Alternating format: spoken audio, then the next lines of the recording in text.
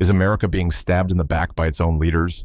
Capitol Hill erupted in pure chaos today as Congresswoman Karoline Leavitt unleashed a bombshell, accusing Bonnie Watson Coleman of plotting to dismantle national security with jaw-dropping leaked tapes. But Coleman hit back harder, exposing Leavitt's shady backroom deals with GEO Group's corporate kingpins, igniting a firestorm of protests across the nation, with cries of corruption, betrayal, and moral decay tearing the country apart. America stands at a breaking point. Can you trust either side when both are drowning in scandal? Buckle up. This is the explosive political war that will scar America forever. It's exactly 10:15 a.m. on a pivotal morning, and Capitol Hill is brimming with tension. The hearing room of the House Judiciary Committee is packed, every seat occupied.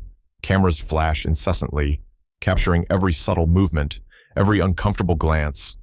Reporters whisper urgently into microphones, sensing the imminent political storm about to erupt. At the center table sits Congresswoman Karoline Leavitt, a fierce young conservative from New Hampshire. Her eyes are piercing, coldly focused. Opposite her is Representative Bonnie Watson Coleman, the seasoned Democratic voice from New Jersey, renowned for her relentless advocacy for human rights and social justice.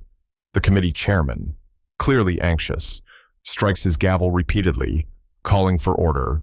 But before he can fully begin, Karoline's voice cuts sharply across the room, loud, clear, and brutally direct. Before we start, I think Congresswoman Coleman owes America an apology. Gasps ripple through the room. Head snaps sharply toward Bonnie, who visibly stiffens. Her expression hardens, anger flaring briefly in her eyes. Karoline doesn't pause, leaning forward aggressively. You're protecting illegal activity under the guise of human rights. Your recent statements regarding Delaney Hall and ICE show a blatant disregard for the law and public safety. That's not compassion, it's enabling crime.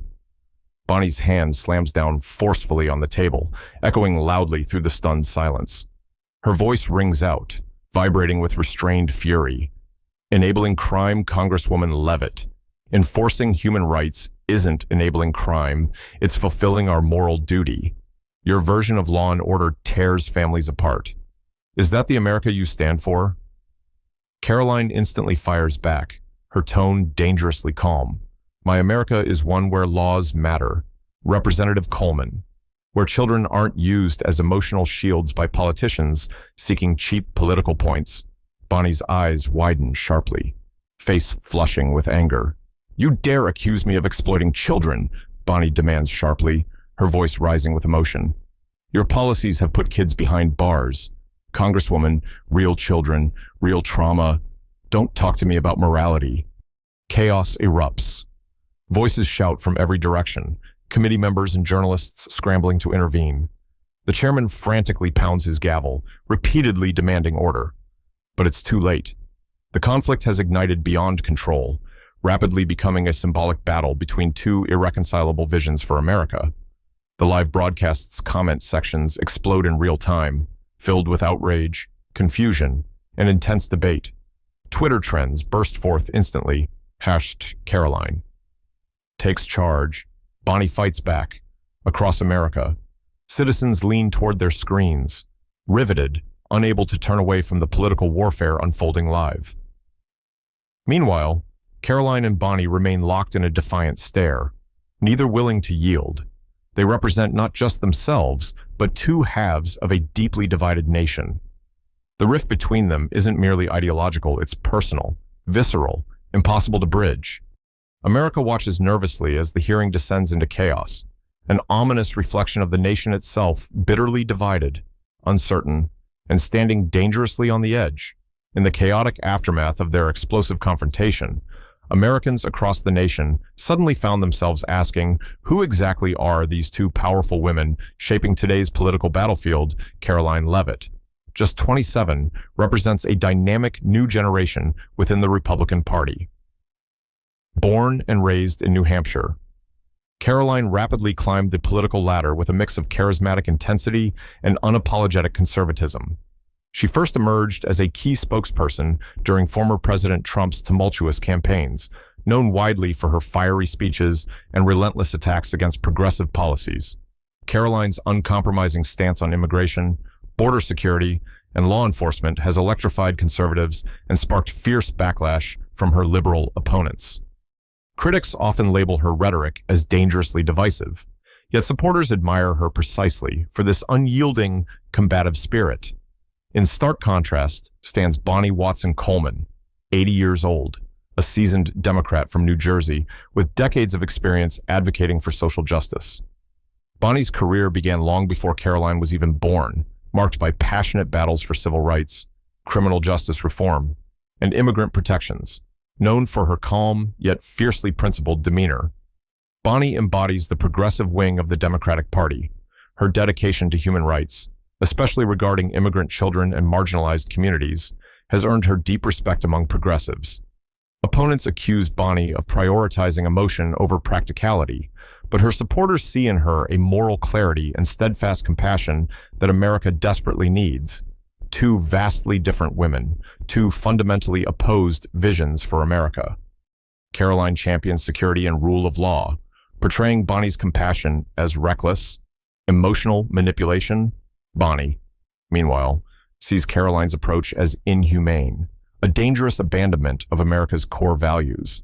Their intense personal feud mirrors the broader conflict between two Americas, one prioritizing order, security, and tradition, the other fighting passionately for equality, humanity, and systemic change. Their collision in today's congressional hearing isn't merely a political squabble, it's an existential battle. Both represent not just themselves, but millions of Americans who passionately share their viewpoints, fueling a divide that has fractured the nation's identity.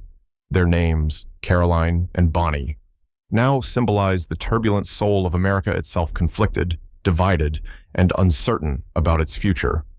As their confrontation reverberates across social media and television screens, the entire country remains fixated, waiting anxiously to see which vision, if any, will ultimately prevail.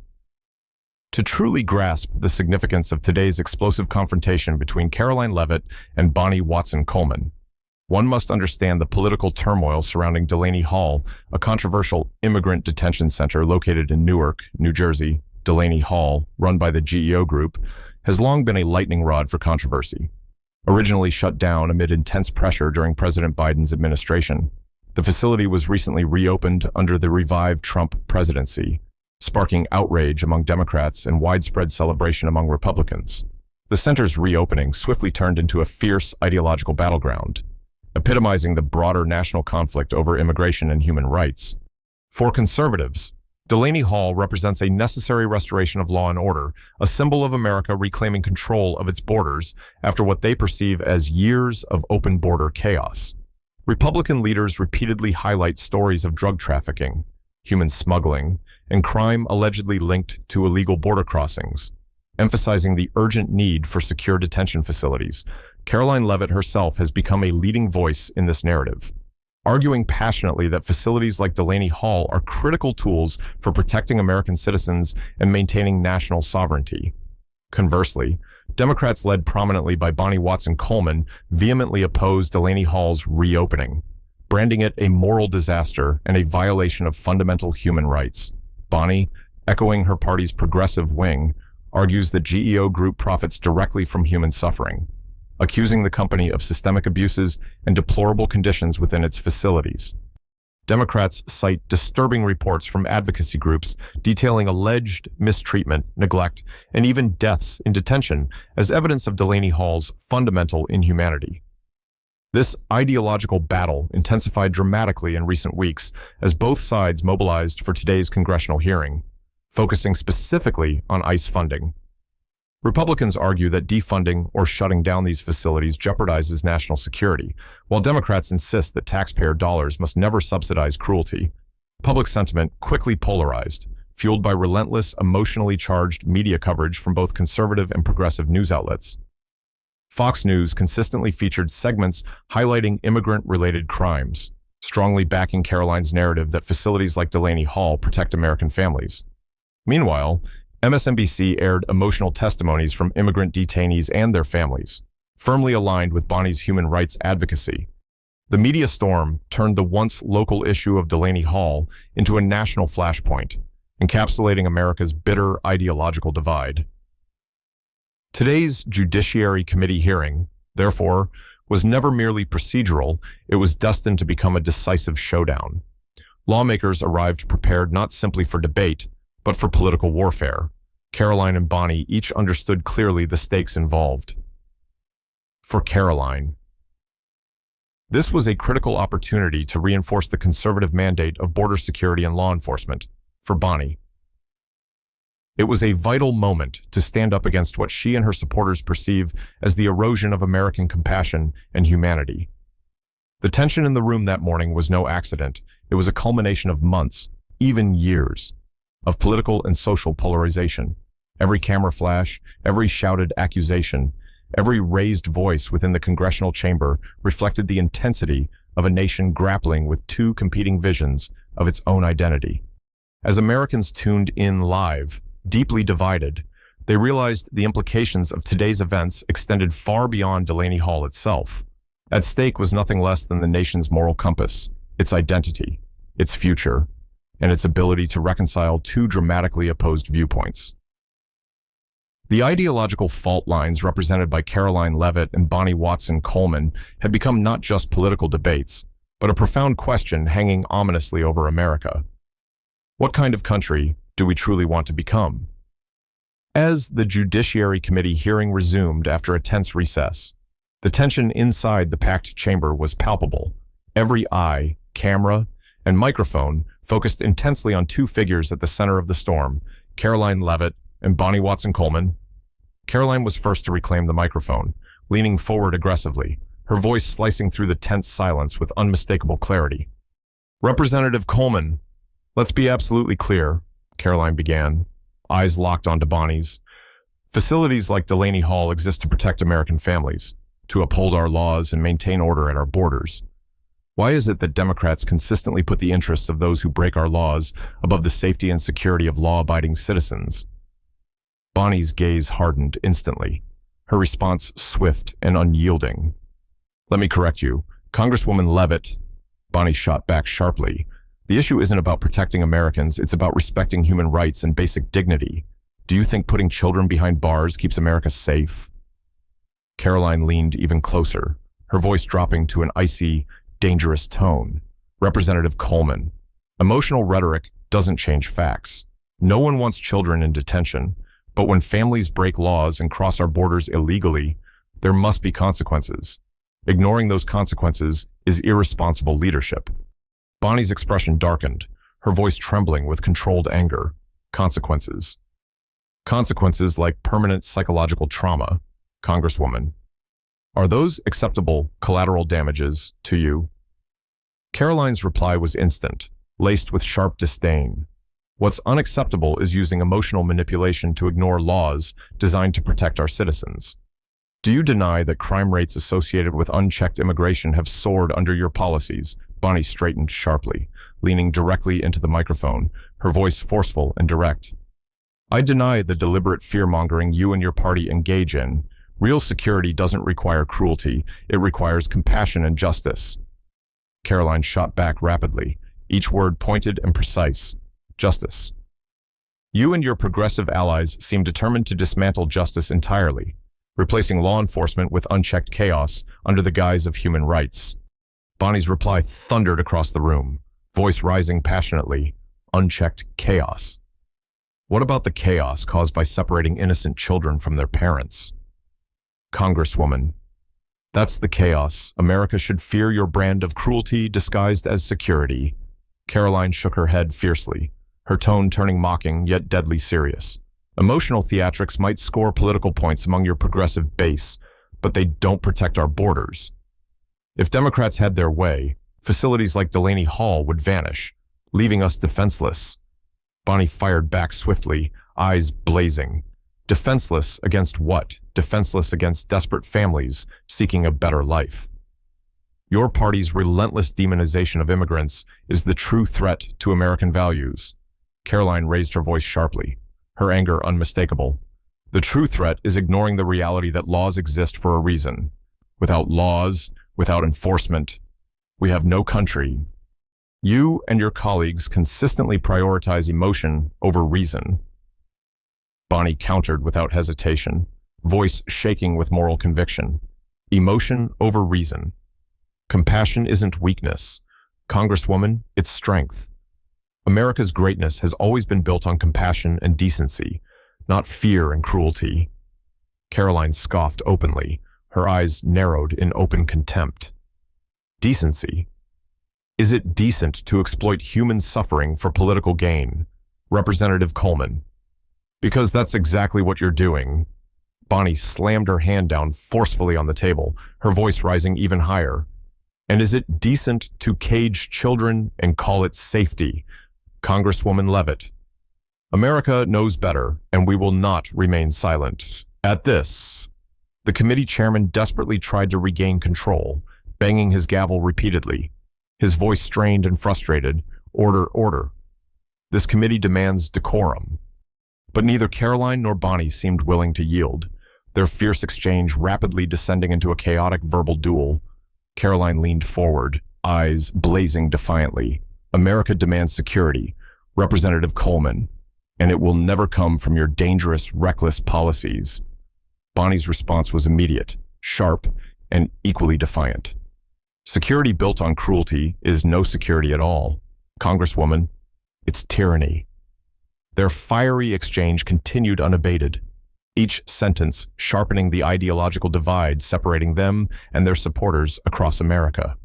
Committee members, journalists, and viewers nationwide watched in stunned silence, sensing that this debate had escalated beyond political rhetoric into something more profound, a raw, emotional clash over America's soul. Finally, Karoline's voice rose again, cutting clearly through the chaos, her words calculated and provocative.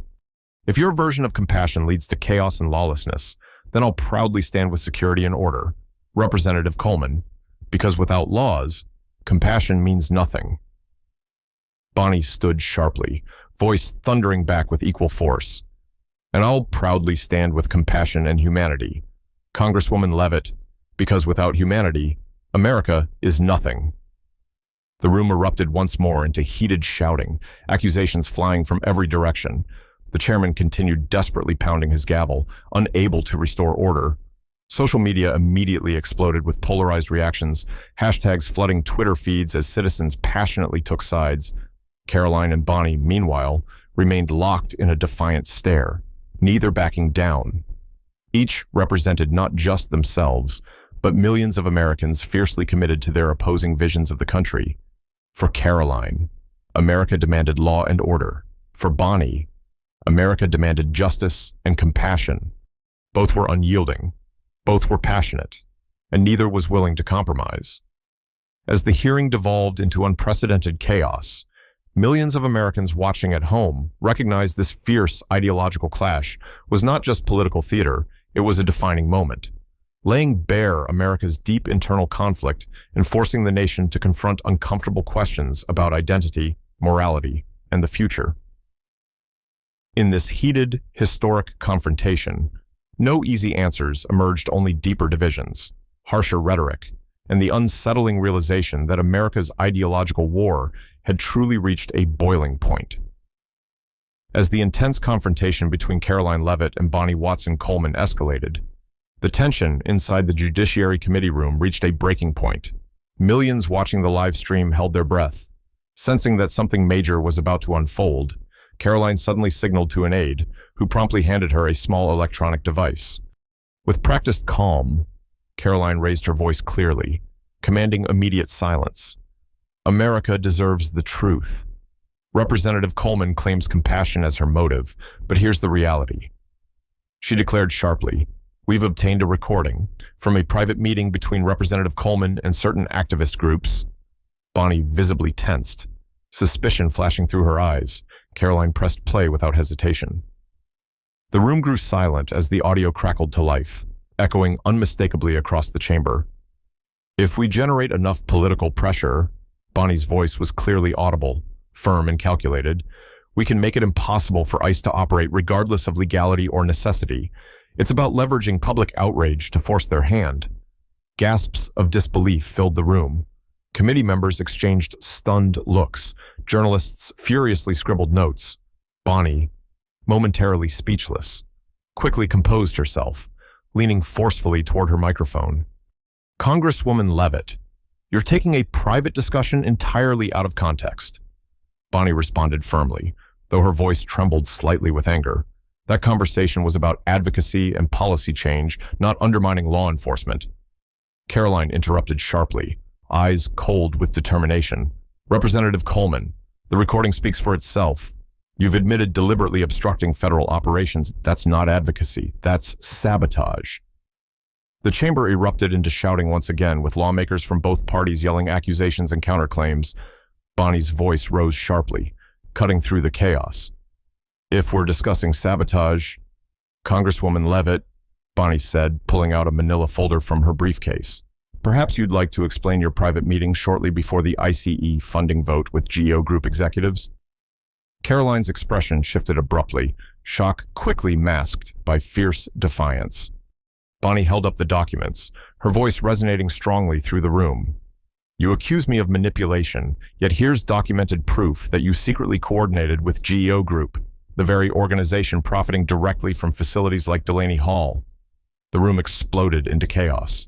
Cameras flashed wildly, microphones thrust forward, journalists shouted questions desperately. Committee members loudly demanded explanations from both women, frustration and confusion thickening the air. Karoline's face reddened, yet her voice remained defiant as she shot back. That meeting was standard protocol fact-finding before a crucial policy vote. "Unlike you, Representative Coleman, I don't conspire to obstruct law enforcement," Bonnie quickly responded, voice sharp with controlled fury. "Fact-finding. With private prison executives just before voting on their funding, Americans can see through your hypocrisy, Congresswoman." Social media erupted simultaneously. Hashtags like #ColemanSabotage and #CarolineGeo scandal trending wildly, instantly polarizing the public. Twitter exploded with accusations, debates, and fiercely competing narratives. News outlets rushed to break stories, each side accusing the other of betrayal and manipulation. Within moments, this political hearing had transformed into a full-blown national scandal. Americans watched, stunned and uncertain, unable to clearly determine truth from manipulation. Both politicians appeared severely compromised, each now vulnerable to intense scrutiny and public outrage. The committee chairman desperately slammed his gavel again, voice trembling with frustration and exhaustion. "This hearing will adjourn immediately. Representatives Leavitt and Coleman, you will both submit your documents formally. Further debate here today is impossible, but the damage had already spread far beyond control." Karoline and Bonnie sat rigidly, glaring across the table at each other, both knowing their careers now balanced precariously. Each had unleashed devastating accusations that neither could fully refute, leaving Americans to question the integrity and sincerity of both. Outside the Capitol, crowds gathered quickly, divided passionately. Protesters waving signs declaring "Stop GEO Group" clashed with demonstrators holding banners reading "Secure our borders." Police struggled to maintain order as emotional confrontations erupted between citizens passionately defending their chosen side. Across America, families argued heatedly around dinner tables. Co-workers debated furiously in office break rooms. Friendships strained by fierce ideological divides. Each revelation had pushed the nation further into uncertainty, forcing citizens to grapple with uncomfortable realities about political manipulation, truth, and morality. Tonight, Americans would not sleep easily. Trust in their political leaders had been deeply shaken, replaced by suspicion and anger. Two powerful, respected figures now stood accused, one of sabotaging law enforcement, the other of secretly colluding with corporate interests. Neither side emerged clean. Both appeared tainted. Their ideological battle turned suddenly into a profound moral reckoning as cameras continued rolling, capturing every tense, uncertain moment. The nation held its breath, realizing the fight was no longer simply political, it was deeply personal, intensely emotional, and alarmingly unresolved. In mere moments after the dramatic revelations from Capitol Hill, America's media landscape ignited like wildfire. News alerts flashed urgently across millions of phones nationwide, sparking instantaneous reactions, outrage, and fierce debate. Fox News immediately jumped to Karoline's defense, headlining their broadcast with bold, fiery letters, Coleman, exposed Democrat, caught sabotaging ICE operations. Their conservative pundits passionately argued that Bonnie's leaked statements proved Democrats' willingness to compromise national security for political advantage. Clips of Karoline's strongest accusations looped repeatedly, fueling intense conservative backlash. MSNBC. Meanwhile, rapidly aired segments condemning Karoline's alleged collusion with GEO Group, Leavitt GEO scandal unveiled. How far does the Republican corruption go flashed across screens, while progressive commentators furiously denounced Karoline's supposed hypocrisy, accusing her of secretly serving corporate interests under the pretense of national security. Twitter exploded almost immediately. The hashtags #Coleman sabotage and Karoline GEO scandal surged simultaneously, each representing fiercely opposed factions within a deeply divided America. Within minutes, thousands of tweets flooded the internet, some passionately defending Karoline's commitment to law enforcement, others fiercely upholding Bonnie's record on human rights. Anger and confusion spread rapidly, splitting families, friendships, and communities nationwide. Outside Capitol Hill, the situation grew even more volatile. Two large groups of demonstrators quickly formed, each side passionately rallying around their chosen politician.